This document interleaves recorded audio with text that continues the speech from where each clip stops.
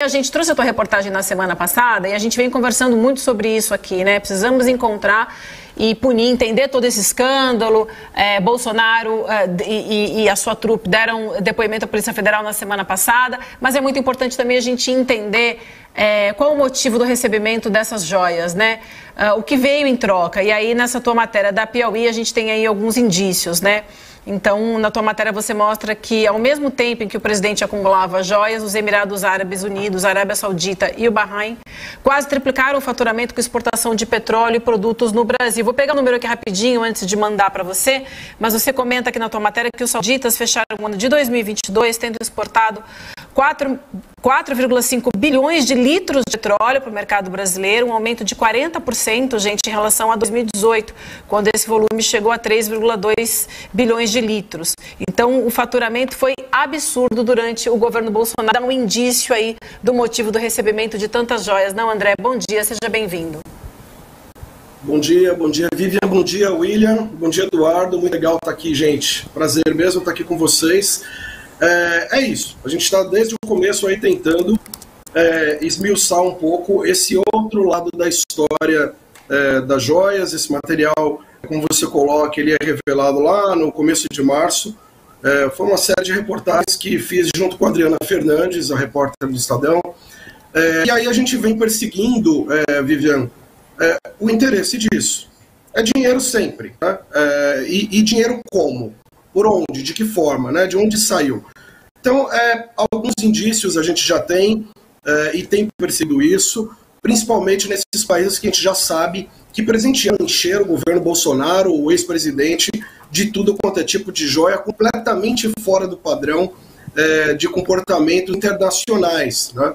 Então, levantamos o que havia nesse material agora, feito para a revista Piauí, em relação à Arábia Saudita, especificamente, em relação aos Emirados Árabes, que é um conjunto ali de 7 federações que você tem ali, Abu Dhabi, por exemplo, é um deles, são independentes da Arábia Saudita, né, e também do bem. Né, e o que a gente vê é uma chuva mesmo como a gente agora está descobrindo o resto, né, de tudo quanto é tipo de joia, de conjunto, de diamante e tal, comparando com o que a gente teve com o governo Trump nos Estados Unidos. Só para você ter uma ideia, era pouco mais. Soma ali todos os regalinhos que os árabes deram pro Trump no governo dele, soma cerca de mais ou menos 250 mil reais. Se for falar em reais, não é nenhum relógio que o Bolsonaro trouxe das Arábias ali. Né? E por trás disso está esse movimento. Você citou um dado importante.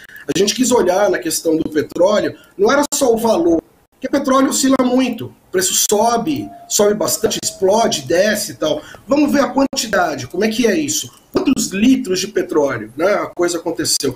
Então é isso, você tem uma realidade com o pessoal da Arábia Saudita, que o volume de petróleo que veio para o Brasil com a Arábia Saudita cresceu 40%, né, no governo Bolsonaro. Chegou aí a 4 bilhões e meio de litro em relação a quando ele chega até 2022. Se você pega esse volume em relação aos Emirados Árabes, aí a coisa é uma loucura. Quadruplicou o volume. 4 vezes mais. Você sai de 400 milhões de litros para 1,9 bilhão. 4 vezes mais o volume de óleo importado pelo Brasil. Né? E vamos lembrar, os Emirados, aí a gente fala bastante de Emirados, compraram aquela refinaria da Petrobras, que foi vendida a Landulfo Alves, que era uma das mais antigas do Brasil, na Bahia, comprou, e todo mundo disse, não sou eu que estou falando, assim como esses dados também, vou deixar bem claro aqui, de onde ele tirou esses números? Da Agência Nacional de Petróleo, dados oficiais que foram compilados durante o governo Bolsonaro. Então, assim, tá tudo lá. Né? Não há dúvida sobre isso.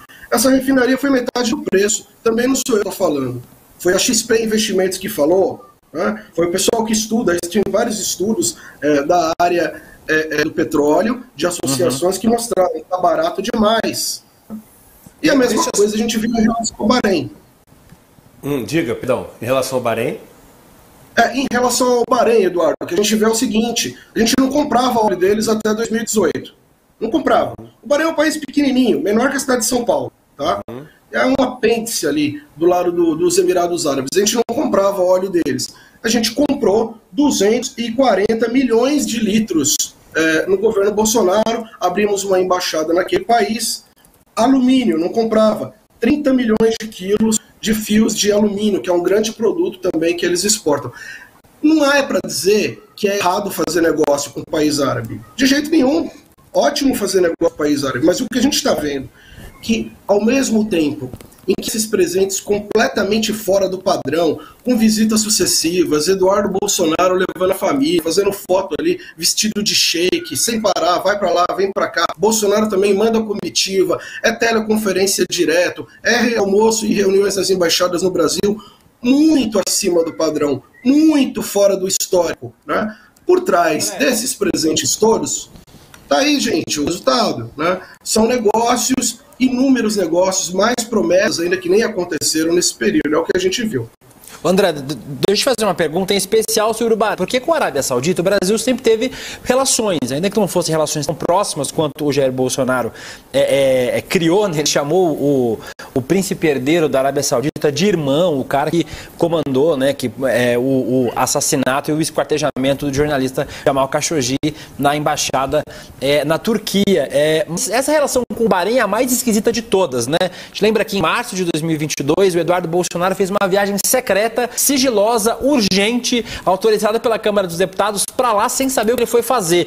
Essa relação e essa manutenção de uma embaixada fantasma, com vários veículos de comunicação, inclusive a Thaís Bilenque, lá da Piauí, trouxe sobre essa embaixada lá no Bahrein, acho que a relação mais esquisita de todas, né? E a mais que não tem explicação.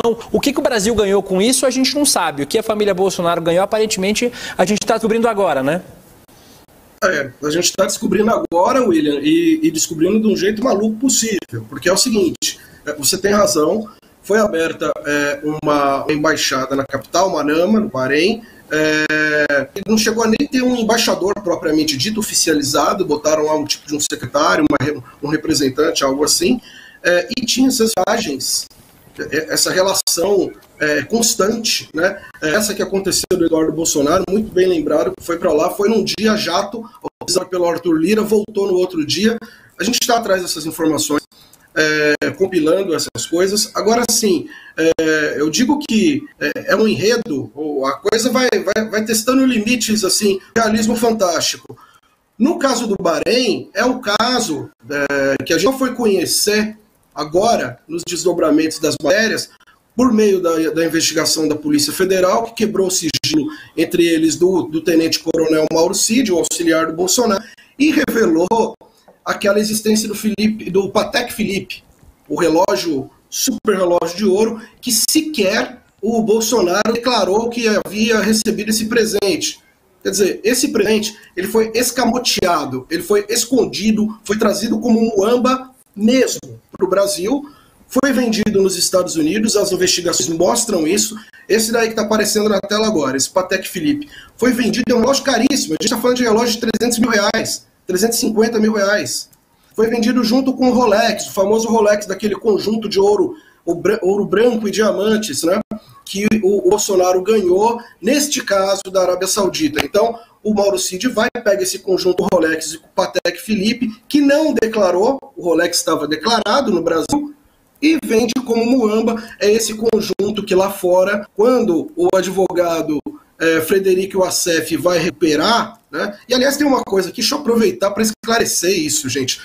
O Frederico Wassef vai numa loja de relógios, porque lá é de relógios, recuperar o Rolex. Ele não pega o Patek Philippe, que é esse que o Bahrein deu, William. Você está mencionando. Este é o que o Bahrein deu. Ele só pega o Rolex. Por que ele não pega o Patek Philippe? Porque ninguém conhecia esse relógio. E eles não imaginavam o desdobramento disso, que a Polícia Federal um dia ia lá quebrar. Cara, tem mais esse relógio aqui. Apareceu esse relógio, olha isso. Então, a ordem que o Frederico Wassef recebe, que até agora ele está fechado aí, né? 7 chaves para contar quem é que deu a tal ordem para ele, para trazer apenas um relógio, apenas o Rolex. Enquanto ele está nessa loja de relógio, o senhor Mauro Cid está em outra loja pegando as demais peças do mesmo conjunto. Naquele dia ele saca $35 mil para pegar as outras peças. Então, a gente está vendo muita coisa em torno de Rolex, porque o assunto pega, é uma marca conhecida e tal. Vai ter um pacotão que fazia parte com esse relógio, que estava em outro lugar, e no mesmo dia o senhor Mauro Cid está lá recuperando. Acho que é legal lembrar isso para deixar claro aqui também.